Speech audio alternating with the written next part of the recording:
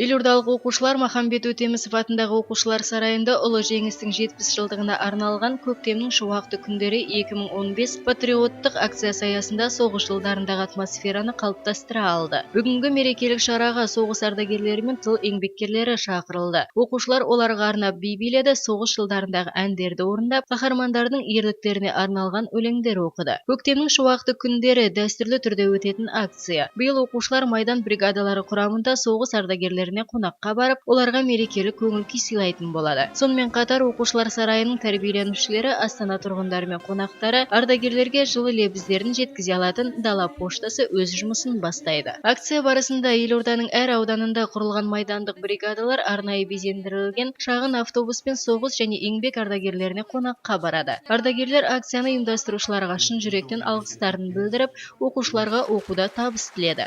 Сіздерге соғысқа қатысушылардың атынан алғыс айтамын. Осы шараға қатысқан барлық оқушыларға бақыт, табыс, зор денсаулық пен ұзақ ғұмыр тілеймін. Акция 6 мамыр күні өтетін гала концертпен аяқталады.